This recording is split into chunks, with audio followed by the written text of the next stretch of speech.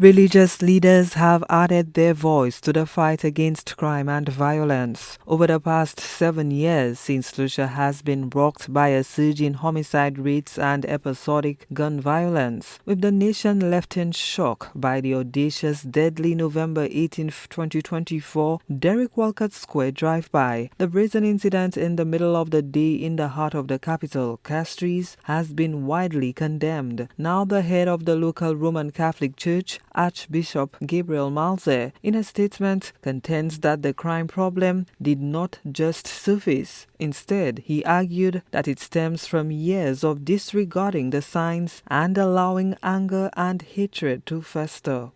St. Lucia is in a tough spot, where crime and violence have caused real damage. When we hear about the senseless acts of violence every day, it is easy to feel discouraged. But this problem didn't start overnight. It has been building up from years of ignoring the signs and letting anger and hatred grow. Brothers and sisters, the violence and criminality surrounding us must be addressed with urgency. I urge each one of you to join me in creating change. And when I speak of violence, I do not only mean physical violence, such as gun violence, but also the subtler forms, violence expressed through words and actions from all levels of society.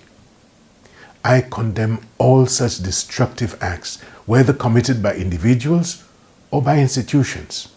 Archbishop Malzaire called on leaders, officials and dignitaries to lead by example. He also implored the authorities to ensure that financial and human resources align with crime-fighting efforts. Let us strive to be fit and proper leaders, acknowledging that where we fail, we must seek atonement. As a nation, we must strengthen our intelligence-gathering mechanism, but they must be rooted in integrity. Just as Christ drove out the money changers from the temple, we too must eliminate corruption. Our efforts must be grounded in truth, justice, and charity, ensuring that both financial and human resources are wisely directed towards the goal. The Catholic leader provided 3 tips to help build peace among residents. Controlling anger tops the list. When you're upset, take a breath. Walk away from the situation. Cooler heads lead to better outcomes. 2.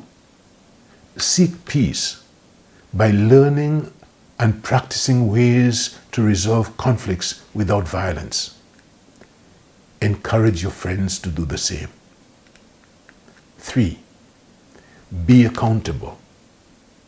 Take responsibility for your actions and hold others accountable too, including our leaders. The Catholic Church is seeking to do their part in the spiritual sphere to bring the crime numbers down. One such intervention is an initiative dubbed, quote, Angels of Comfort, end quote, where the institution will provide support to families affected by violence. They will offer comfort and direct them to the help they need. We hope to involve the entire Christian community in this mission, because supporting each other is a central part of our faith. We also need leaders in government and in the community to act. The Department of Human Services, law enforcement, and our justice system all play important roles in keeping us safe. Archbishop Malzaire warned that although the fight against crime might be daunting, hope must not be lost. Authorities continue to work with stakeholders to identify the root causes of the growing crime numbers and to tailor unique programs to target these sources. Gina Filippi, HTS News Force.